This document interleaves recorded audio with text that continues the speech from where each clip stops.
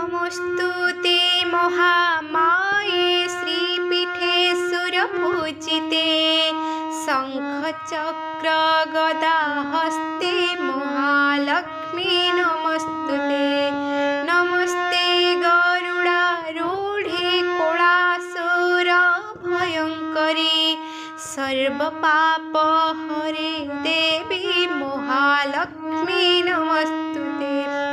सर्वगे सर्ववरदे सर्वदुष्टभयङ्करी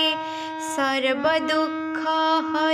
देवी महालक्ष्मी नमोऽस्तु ते सिद्धिबुद्धिप्रदे देवी भक्तिमुक्तिप्रदायिनी मन्त्रमूर्ते सदा देवी महालक्ष्मी नमोऽस्तु ते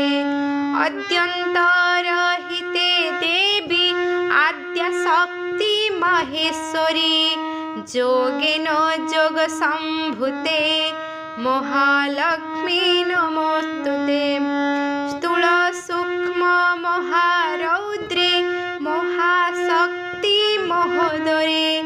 महापापहरे देवी महालक्ष्मी नमोऽस्तु ते पद्मासनस्थिते देवी परं ब्रह्मस्वरूपिणी परमेष्टि जगन्माता महालक्ष्मी नमोऽस्तु ते श्वेताम्बरधरे देवी नानालङ्कारभूषिते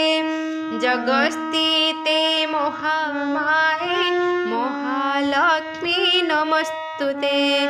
महालक्ष्मीष्टकं च पठेत् भक्तिमानरः सर्वसिद्धिमवाप्नोति राज्यं प्राप्नोति सर्वदा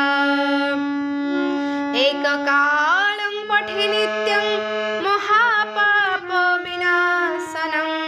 दीर्घकालं च पठे नित्यं धनधान्यसमन्वित त्रिकालं च पठे नित्यं महाशत्रुविनाशक महालक्ष्मी भवे नित्यं प्रसन्ना वरदा शुभ इति श्रीन्द्रकृतं श्रीमहालक्ष्मी अष्टकं सम्पूर्णम्।